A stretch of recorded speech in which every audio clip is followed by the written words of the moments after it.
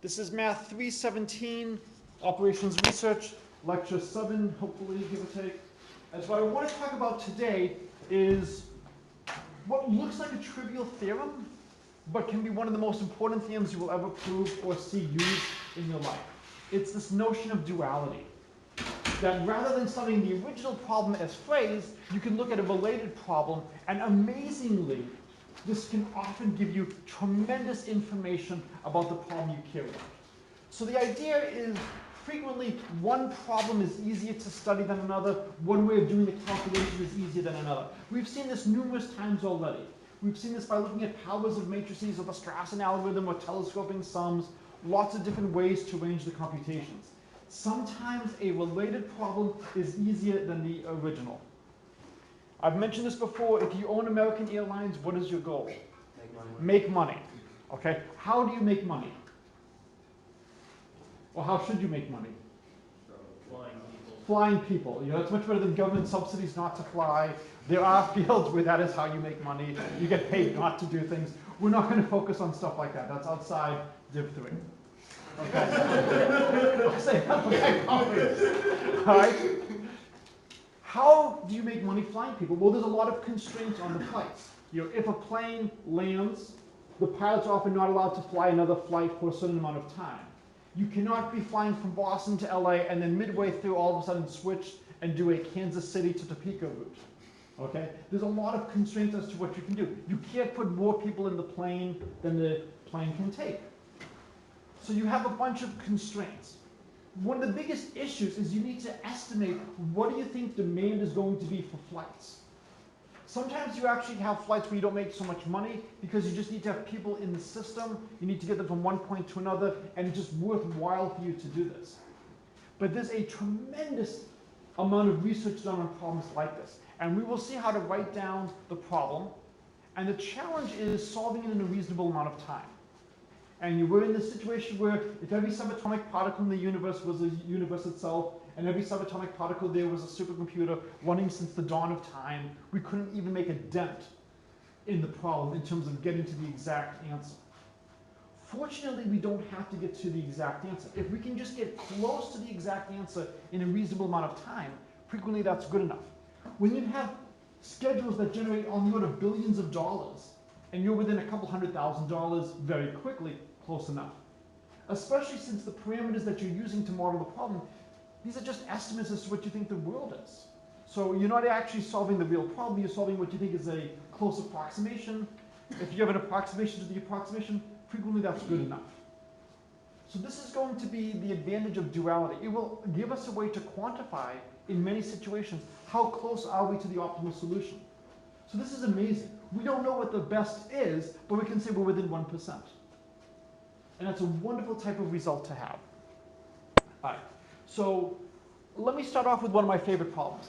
This is the queen problem, and I've actually generalized this with a former and current student, and I'll be sending some notes about this very soon. So you have 5 queens, and you have a 5x5 board. Is there anybody who does not know how chess pieces move, in particular how queens move? They move diagonally, vertically, and horizontally. So they just put in chess tables outside the elementary school, so my daughter and I will be there today at, I think, 3:10, playing a game of chess with Lego chess pieces. So if anybody wants to come and take me down. There's also a tic-tac-toe board, which we will talk about later. I am still the reigning champion at the elementary school of tic-tac-toe. I have more confidence in keeping that title than keeping the chess title. All right, so everybody knows how chess pieces move, how queens move.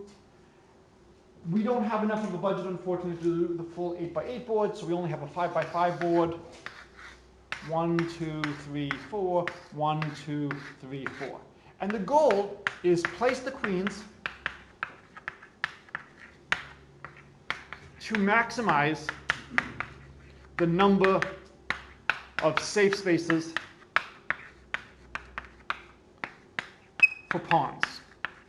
So this is one of my favorite problems. How many pawns can we safely place? Can somebody give me a lower bound for the number of pawns we can safely place? 0. An upper bound? 25. Okay, can you do better than 25? 20. 20. We need safely placed. So for instance, if I put the queen, say queen, queen, queen, queen, queen, which squares do the queens attack? The queens would attack everything in here, and they attack diagonally. So I would get these ones here, these ones here, these ones here, these ones here, and this one here. So if I do this, that would be a 0. Okay, so the question is, can you do better than 0? What's the maximum number of pawns you can safely place if you place 5 queens? The related problem that I did with one of the students is we did it with, what if you do it with rooks? And if you just put the rooks randomly, what's the probability you have at least one square safe? You can ask a lot of related questions. Now, frequently when you get a math problem, they often give it to you in a misleading way. Instead of looking at the 5 by 5 problem with 5 queens, what should we look at first? No. Almost, you're close with the 2 by 2. The 1 by 1, right? So we look at the 1 by 1. It's pretty clear that the maximum number of pawns you can safely place is 0. If you look at the 2 by 2, well, without loss of generality, I put a queen there. Doesn't matter where I put the next queen, right? 1 queen is enough to kill everything. Then you can go up to the 3 by 3, and then you can say, oh, well, if I put a queen in the middle, what happens?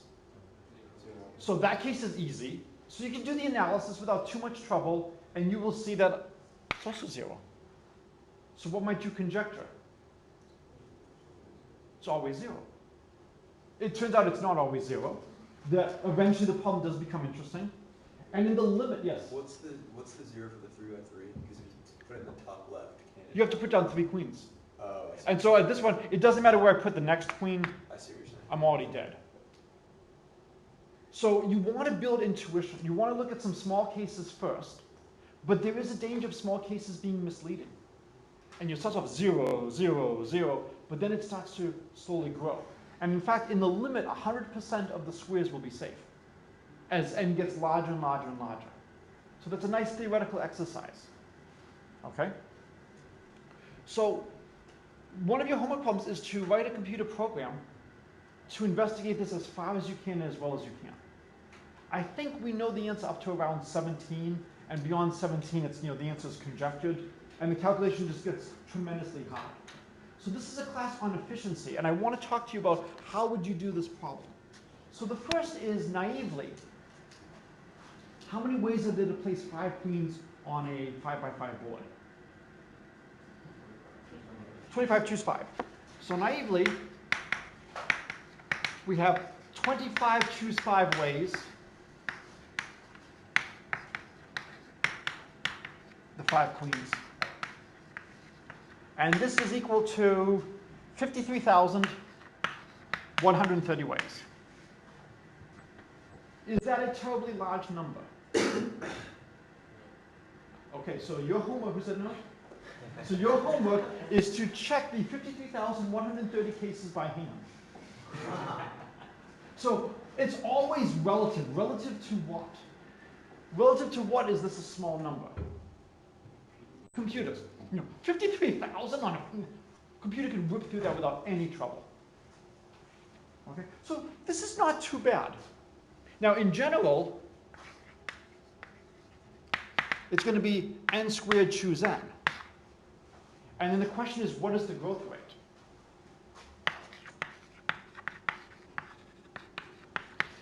How many of you have ever heard of problems in Ramsey theory? There's a famous one. Assume that everybody in the world, if you take any 2 people, they either both like each other or they both do not like each other. The question is, how many people do you need at a party to be guaranteed there's a subset of 3 that all like each other or a subset of 3 that all do not like each other? And it's not so bad to show that 6 people is enough to guarantee. This is a great colloquium topic if anybody's looking for colloquium topic. And then you could ask, well, what if I want any group of, there must be a group of 4 people who all like or 4 people who don't like. We can actually solve that as well. And the great Paul Erdős has a quote, something like, if a fleet of alien warships were to show up above our skies and demand the answer to 5 in a year or they'll annihilate us, then we devote all of our resources to doing this. If they want 6, we fight. in terms of just how bad the computation grows. We can get estimates, we can get rough regions, but to prove that any configuration of friendship, that this would be enough people to ensure that there's a set of 5 that all know each other or a set of 5 that all don't, it's beyond our computational power right now. So the question is, what is the growth rate of this? And so if you know Stirling's formula, n choose, well, here, n factorial is approximately n to the n, e to the minus n squared of 2 pi n. I believe we've talked about this before. You can use that to get a sense of how rapidly this is growing and get an idea of how terrified should you be of doing this program. Is this something that can actually be handled, or is this too much? Well, whenever you have a problem like this, you always want to try to use symmetry to simplify things first. Before you do a long, tedious calculation, can you make your life easier? So I consider Henry David Thoreau the patron saint of mathematics. Okay? Give me a work that he's really famous for. You got a 50-50 chance of choosing the one I'm thinking of. Walden Pond, thank you. Uncivil disobedience is another one, but I don't think I want to talk to you guys about civil disobedience in the middle of a lecture. What's the big advice from Walden? Anybody remember? Supposed to be liberal arts students, right? Well versed in the letters as well. Simplify, simplify. Now, of course, you could simplify to simplify, but we'll allow the repetition to emphasize the point. Before you do a long calculation, always stop and think, can I simplify it first? Can I make it easier? So let's try to simplify. Let's consider first the game tic-tac-toe.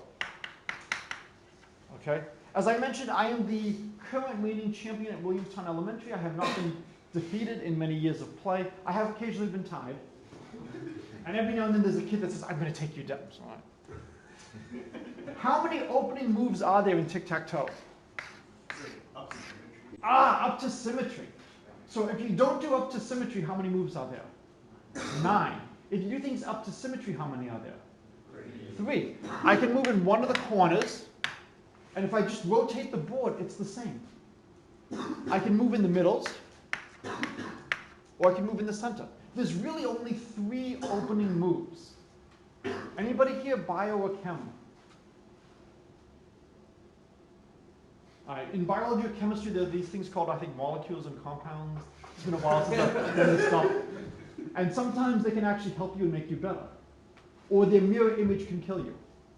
And so when you're trying to count how many ways are there to order certain molecules or atoms, you might need to count things differently if it's a reflective symmetry or not. There's a famous question, if you have 6 Lego bricks, how many ways are there to combine them if they're all, say, 2 by 4? And we'll assume you can't have anything swiveling, they've got to be at right angles. We'll assume that you have to have them all connected, maybe even they all have to be going upwards. But then, do you consider reflective symmetry the same or different? For a lot of things in mathematics, we don't care if it's reflected, right? So if we have a game of tic-tac-toe, if I look at the reflected game, it's the same analysis. Right, any Star Trek fans? Are you a Star Trek fan? All right, so this is not the mirror. I'm sorry. You gave a guest lecture when I took science and Star Trek lecture here. Excellent. Okay, good. So you know the episode of the original series with the mirror universe with the evil Spock with the goatee? Oh, yeah. Yeah, so we're going to assume that this is not happening here. We don't care if the game is reflected. So the point of view of the analysis, the reflected game is the same as the original game. It doesn't have to be done separately. So you now have 3 possible opening moves. Corner, middle, which is really dumb, and center. If I go in the corner, how many responses are there? 5. These 2 are the same. These 2 are the same. Center's the same. These middles are the same. 5. Similar here. 1, 2, 3, 4, 5. And then if I go to the last one, there's only 2 responses. Corner or middle. So there's only 5, 5, 2, 12 possible opening pairs. And that's much better than 72, which is 9 times 8. So if you're trying to analyze tic-tac-toe, I would much rather analyze 12 possibilities rather than 72. And the further you go down, the more savings there is. How does that apply to the chess problem? Well, if you think about what we're doing for the chess problem, how many opening moves are there for the first queen?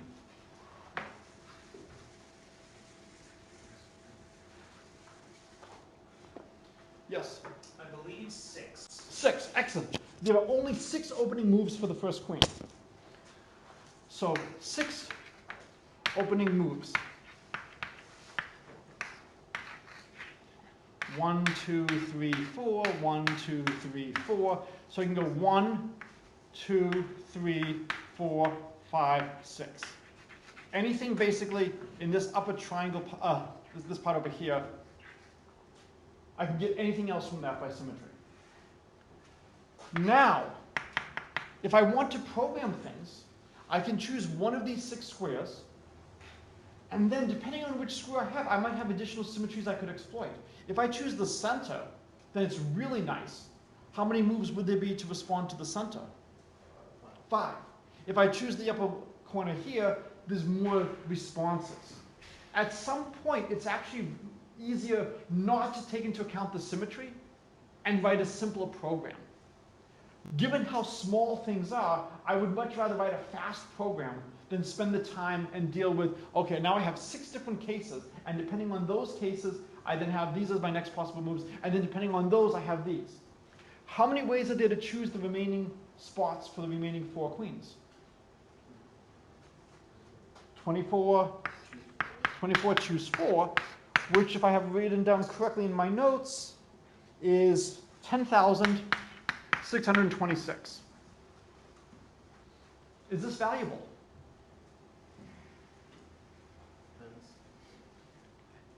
Approximately how much of a savings is this?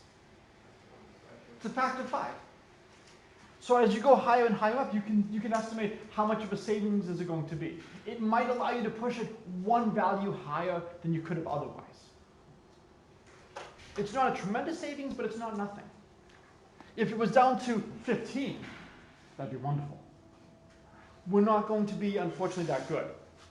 All right, so now, there is another way of looking at this problem. We're trying to place 5 queens to maximize the number of pawns we can safely place. And I'll tell you the answer is 3. That there is a way to do it where you can place 3 pawns safely. You can't do 4. If you can do 3 pawns, is it possible that you could only place 2 pawns safely? Not necessarily. It might not be possible to only have 2 pawns safe. But is there going to be a configuration that would have at least 2 pawns safe? Yes. So we know that you've got to be very careful about what you can deduce from things. Okay? So I will give you this hint. Yes? Can you just place a bunch of pawns and have the ones that are protected by the other pawns? No. No. These queens, they'll just cut through anything. So, no, but that's a good point as to, could some of the pawns be sacrificial? So basically, the queen will start moving in a direction and will continue to move in that direction and kill everything in its path. How could we do this faster? Yes? You could look at where you place 5 pawns instead. Almost. You're close, but not 5 pawns. Because if it's 5 pawns, it's the same level of complexity. Oh, sorry. Are we assuming we know the answer? We're assuming that we know, and we want to find the configuration. We're assuming that there's a way to place 5 queens so that 3 pawns are safe, and you can't do more than 3 pawns. So it would be where you place 3 pawns? Yes. Or equivalently, place 3 queens. And what would you want to do when you place the 3 queens? 5 pawns. Have 5 pawns safe, right? So you can view this as a dual problem. Place 3 queens so that 5 pawns are safe. And then send every queen to a pawn and every pawn to a queen. And this is the dual problem.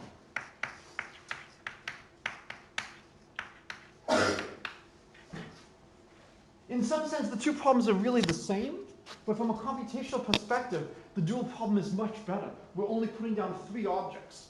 How many ways are there to place 3 queens? 25 choose 3. I might have written down what 25 choose 3 is. Yes, 2,300. All right, now that's getting significant. That's now getting to be a real savings. But what could we do instead of 25 choose 3? Yes? 6 times 24 choose 2, which I think I've also written down is 1,656. Not a tremendous savings, but also now with just placing 3 queens, it might not be bad to do all the cases. What's the intuition for the second one? For this one? Yeah. Well, we have 6 squares to place the first queen, same as before. And then once we place the first queen, now we have 24 squares left in place, and we now have to put the queens in 2 of the remaining 24. So what you can see is something that initially was going to take us over 30,000 cases to check is now down to under 2,000. This is the power of looking at the dual problem. You can go online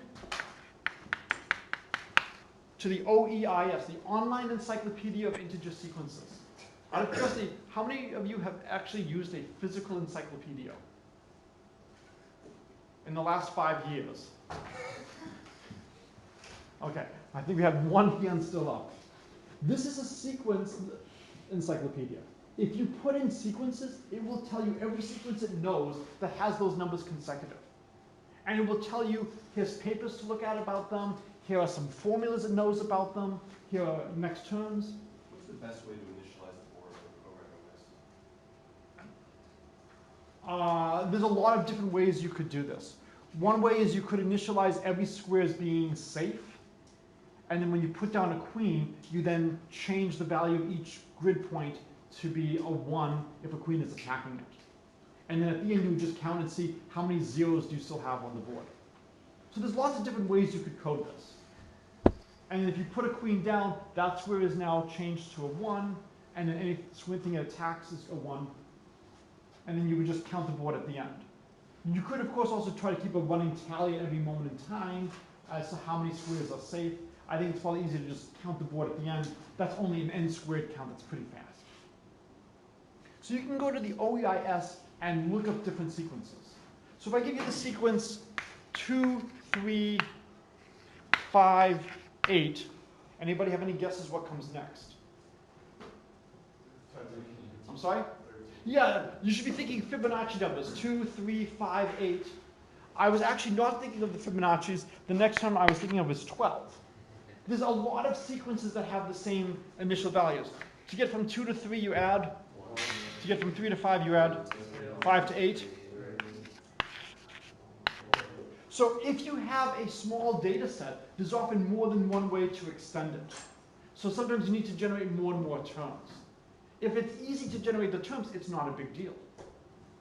How many of you have proven things by induction? You might prove like sums of squares or sums of cubes, and we have formulas for that. If I give you the formula, the induction is a lot easier. Right? If I tell you the sums of the cubes up to n is, I think, n squared, n plus 1 squared divided by 4. I think that's the formula for sums of cubes. The proof now writes itself. Show it's true when n equals 1, assume the basis case, add n plus 1 cubed to both sides, simplify the algebra and see that it works. If I don't give you the formula, it's a lot harder. Now, you can still guess the formula. What you can do is, if you believe it's a polynomial, we have ways to guess the shape of a polynomial if we know enough points on it. How many points determine a line? 2. How many points determine a quadratic? 3. And so if you have an idea of what the degree is, you can actually snip out the polynomial. Here's my guess, and now we'll use that in the induction. But it's a lot easier if you know what to induct on.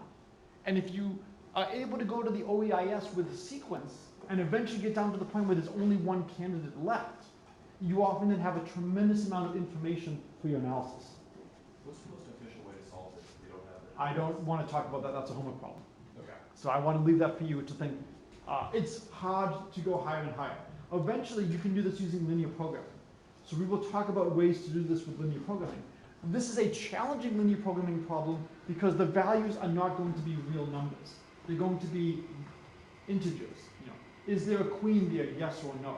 You can't put 78% of a queen here, 10% of the queen, you can't split up something like that. It's either there or it's not. And unfortunately, we do not have a good way to find the optimal solution to integer programming problems If it's real value, we have very good ways that are fast. But if it's integer value, we do not have that ability yet. All right. If there's time, I will talk a little bit about the Fourier transform at the end, but I want to make sure we get to the dual problem. All right. Any questions about the chess problem so far? So what I want to do is I want to try to extract from this a general principle for operations research. So we talked about the canonical linear programming problem. And we're going to see now the benefits of being able to write something in a fixed form. All right. So the canonical problem is the following. We have ax equals b, x is greater than or equal to 0, and we want to minimize C transpose x. We've shown how we can write any problem in this form. We have the dual problem, and you're going to see a similar cast of characters. We're going to have y transpose A is less than or equal to C transpose, making sure I'm writing it correctly. Yes. Then we'll have each yi is real valued, and now we want to maximize y transpose B. Okay. So you can see the only thing that's new is the y's. The y's are allowed to be real valued. C, B, and A are still playing a role. It does seem that this problem is somehow related to what we had before. We have things on the opposite side now. As a nice exercise, there are ways to look at the dual of the dual and get back to something close to the original problem. So why do we care so much about this? So the big theorem is assume, well, let me do it over here, we have more space.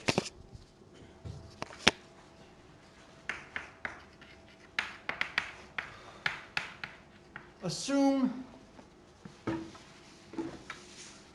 that x is feasible for the canonical. So what this means is ax equals b, x is greater than or equal to 0. I'm not assuming x minimizes things. I'm just assuming it's feasible, it satisfies the conditions, it's one of my candidates. And we'll assume y is feasible for the dual. Then y transpose b, I think, yes. Y transpose b is less than or equal to C transpose x. And if y transpose b equals C transpose x, then x is optimal. Does that mean x is the unique optimal solution? There could be more than one optimal solution. If there are multiple optimal solutions, do you care which one you choose? In the way it's phrased here, no. You're trying to minimize a cost. You're trying to minimize C transpose x. If you have a bunch of candidates that all have the same minimal cost, which one should you choose? Any. But this also now gives you another opportunity. What could you do now if you have multiple things that have minimal cost? Set other parameters. Yeah, set other parameters. Right? So when you're trying to choose which college to go to, or what house to buy, or whom to live with, or what job to take, you might have an initial thing that you really care about, And if you have several things that meet that need, then you can start to look at other things. So we will see later on what we could do if we actually have multiple optimal solutions. How could we include additional constraints? How would we adjust things? What do you think might be a simple way to adjust things?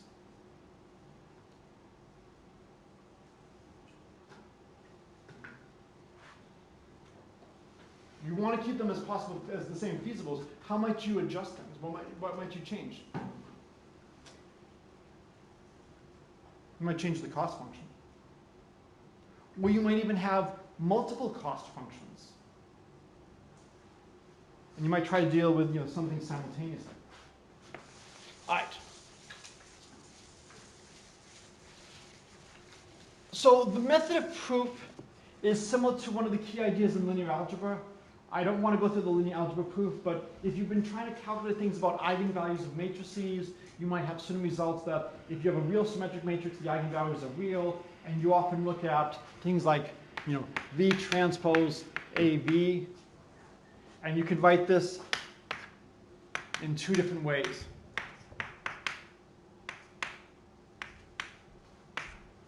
And then it's the same as AV transpose V. That I basically sandwich my matrix on both sides of the vector. And then you realize, oh shit, I can't do this. I'm taking a transpose. I don't know everything is real value. I have to take, what do you have to do instead of taking the transpose? I'm sorry? You have to take the complex conjugate transpose. You have to take what's called the Hermitian. This is hopefully vaguely familiar. And then if you do something like this, then everything is well behaved. And then on this side, you would get lambda times the length of V squared. And on this side, you would get the complex conjugate of V times the length of V squared. And then that would allow you to prove that the eigenvalues of a real symmetric matrix are real. Question? Yeah, what is the H complex? So H means complex conjugate transpose. We're not going to do too much with it. It means take the transpose and then take the complex value. So if you have 3 plus 5i, it becomes 3 minus 5i. You change every I to a minus I. Right? We're not going to do this, but this is the same idea that we're going to do for our proof. It's useful to sandwich your matrix. And again, what I want you to get a sense of from this class is where these proofs come from. We only have one matrix under consideration, right? The matrix A. In the canonical program, what do we want to do to the matrix A? What does A want in the canonical program? Nope. Minimize cost. I'm sorry? Minimize the cost with A times a vector. Ah, A wants to have a vector on its right. So A is screaming, please give me an X on my right. If we look at the dual problem, what is it asking for? It's asking for a Y transpose on its left. So if I group things two different ways, these are the same. This is a very natural way to attack problems like this. I've got my matrix, I'm studying this matrix, and I can put things on either the left or the right-hand side of it. For the dual problem, I want to put things on the left. For the original problem, I want to put things on the right. What do I know about AX? It's B. So this is just the same as Y transpose B. What do we know about Y transpose A? I'm sorry? So it's less than or equal to C transpose X. So if this is greater than or equal to this, which equals this, which equals this, then I have to have C transpose X is greater than or equal to Y transpose B. And this then has to be a lower bound for my minimal cost.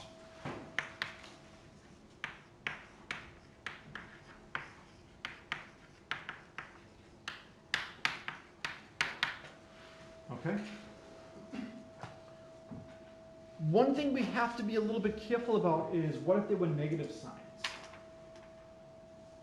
And so I'll leave this for you to think about, but it's very useful that x has non-negative coefficients. I don't have to worry about sign switching things. Okay? If some of the components of x were negative, there could be some issues. So this tells us that if we want to find what is the cheapest cost possible, as long as we can find any feasible solution to the dual problem, that gives us a lower bound for the cost, for the cheapest cost of the problem we care about. Does that mean we can attain that cost? No. It just means we can't do better.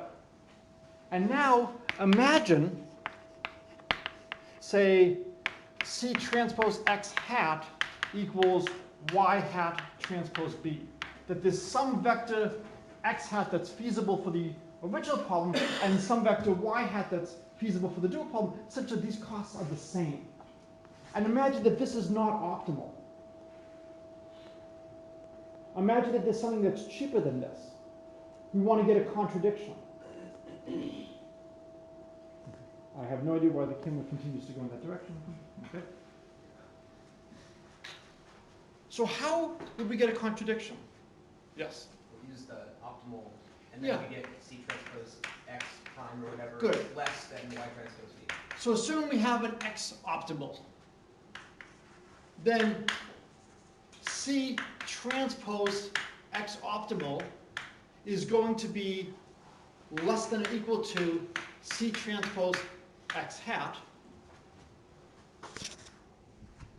But we know C transpose x hat equals y hat transpose b, and we know y hat transpose b is less than or equal to x optimal, C transpose x optimal.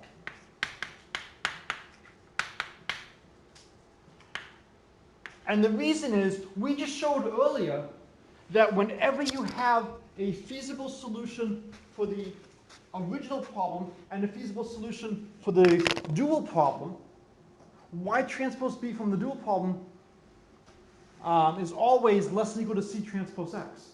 So we can put in the optimal value here for x that gives us the cheapest cost.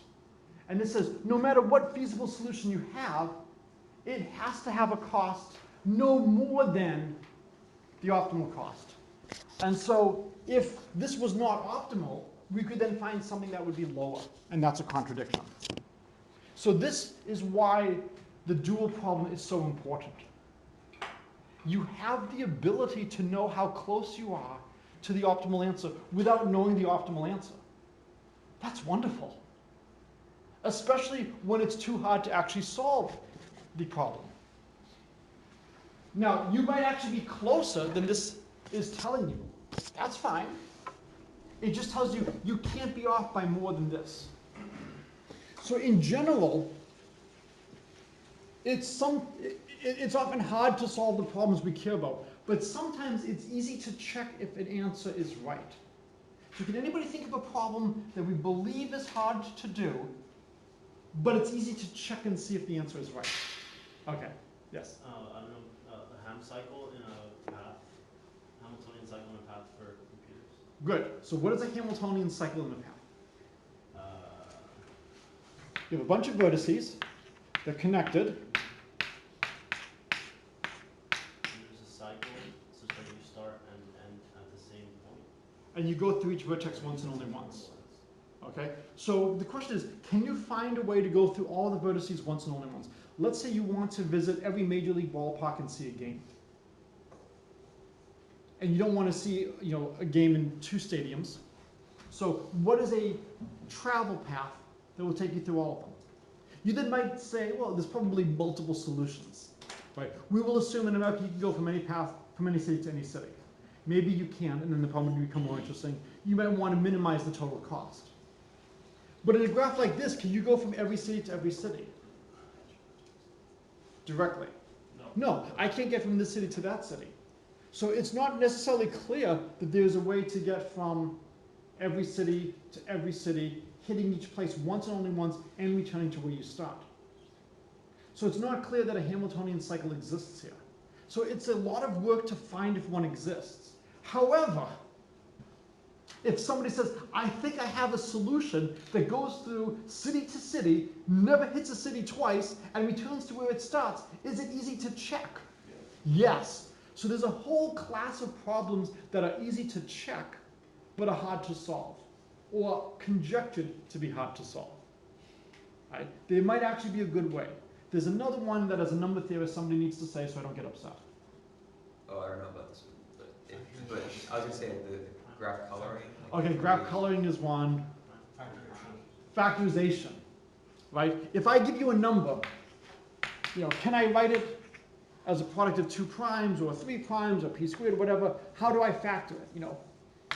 P1 to the R1, P2 to the R2, dot, dot, dot, PK to the RK. Right now, it's believed factorization is hard. It's believed to be hard because nobody's been able to do it well. Quantum computers are actually able to factor much, much faster than classical computers. And if the quantum computer becomes truly available, encryption based on primes is now going to be worthless. And a lot of people have already shifted to new schemes. I remember the monumental day when 15 was factored with quantum computers. And this is the proof of concept. They can do much more. Eventually they got to 21. And they're getting higher now. Is it easy to determine if a factorization is correct? Yes, just multiply the damn numbers and see do you get back to where you started. So this is another system where it's very easy to check, but it is not necessarily easy to prove that it can be done. Amazingly, we have ways to tell if a number is prime, or we have ways to tell if a number is composite without giving a factor. Now, the most common way to show that a number is composite is to show, here's a number strictly between 1 and it that divides it. We talked about fast multiplication earlier. If P is prime, and the GCD of A and P equals 1, then A to the P minus 1 is congruent to 1 mod P. And this is Fermat's little theorem. So you usually use a lowercase l to distinguish it from Fermat's last theorem. All I have to do to show that a number is composite is show that a to the p minus 1 is not 1 mod p. It doesn't give a factor. If you pass this, it doesn't mean that you're prime. And in fact, there are composite numbers. So there are n that you can put in such that a to the n minus 1 is always 1 mod n, but n is not prime. So this can determine if a number is composite. And if it tells you it's composite, you can trust it.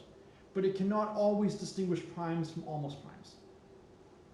So there's a huge theory about a large number of problems where we can check things without too much trouble.